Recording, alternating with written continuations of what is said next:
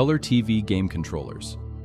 Nintendo's first home video game systems were the Color TV game series, beginning in 1977. Unlike later Nintendo consoles, these systems didn't use removable cartridges or separate gamepads.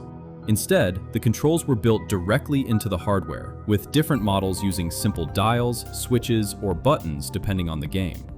The Color TV game systems were extremely primitive compared with what Nintendo would eventually create, but they marked the company's first major step into the home video game market. Famicom controllers. The Famicom introduced Nintendo's first truly recognizable game controller in 1983. The system came with two wired controllers featuring a directional pad and two main buttons, A and B. The first controller also included start and select buttons, while the second controller had a built-in microphone instead. This simple design was revolutionary for its time, because it replaced the joysticks and complicated control panels common on earlier systems with something much smaller and easier to use. The Famicom's controller layout would eventually become one of the foundations of modern game controllers. NES Controller. When Nintendo brought the Famicom to North America as the Nintendo Entertainment System, the controller received a slightly different design. The NES controller kept the D-pad, A and B buttons, start and select, but used the familiar rectangular shape that became iconic. Its simplicity made it easy for almost anyone to pick up and understand, while still providing enough buttons for increasingly complicated games.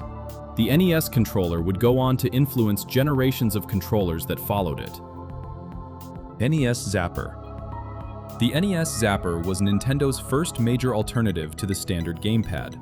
Instead of controlling a character, players pointed the zapper at the television and pulled the trigger to interact with compatible games. Its most famous use was Duck Hunt, where players attempted to shoot ducks as they appeared on screen.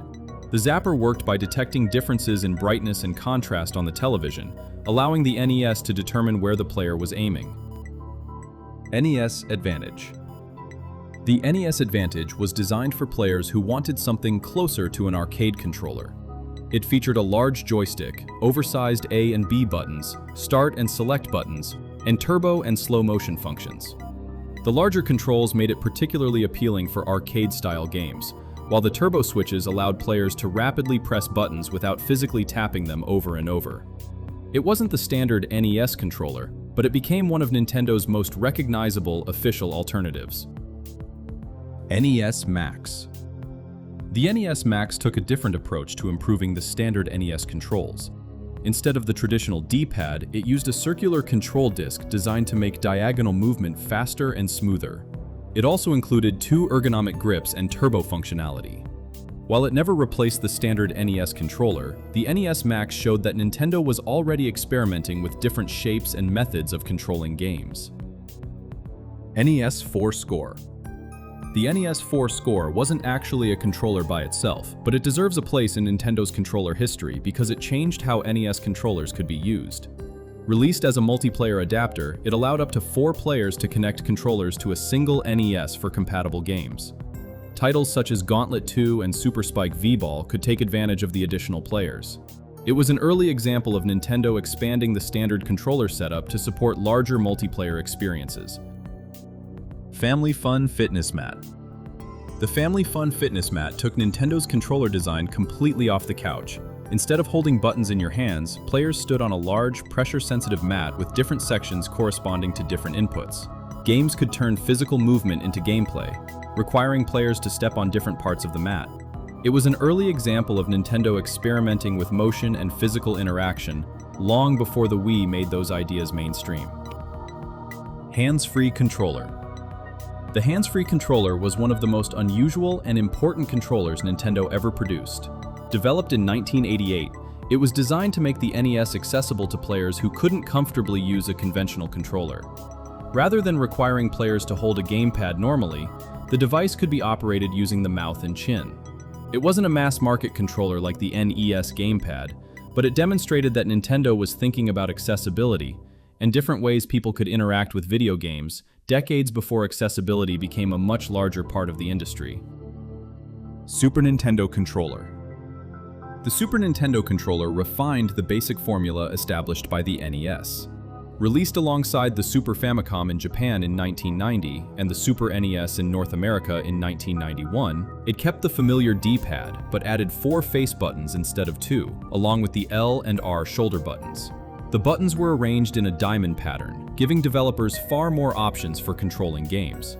This design became particularly useful as games became more complex, and many modern controllers still follow the basic arrangement introduced by Nintendo with the SNES.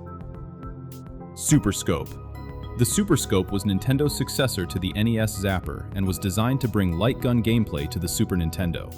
Instead of resembling a traditional pistol, the Super Scope looked more like a futuristic bazooka and was held against the player's shoulder. It allowed players to aim at the television and interact with compatible games using infrared technology. While it never became as iconic as the Zapper, it demonstrated Nintendo's continued interest in alternative control methods. Super Nintendo Mouse. The Super Nintendo Mouse was released alongside Mario Paint and transformed the SNES into something resembling a basic computer workstation. The 2-button mouse connected directly to the controller port and allowed players to draw, paint, and interact with Mario Paint's various creative tools. It wasn't designed for most SNES games, but Mario Paint made the mouse one of the system's most memorable control devices. Nintendo itself specifically identifies the mouse as a controller port accessory designed for compatible software. Super Nintendo Scoremaster. The Super Nintendo Scoremaster was another arcade-style controller designed for the SNES. It featured a large joystick mounted on a sturdy base and oversized buttons arranged for easier access. It also included turbo and slow motion functions. Like the NES Advantage, it wasn't the standard controller and wasn't necessary for playing SNES games, but it belongs in a comprehensive history because it offered players another way to interact with the system.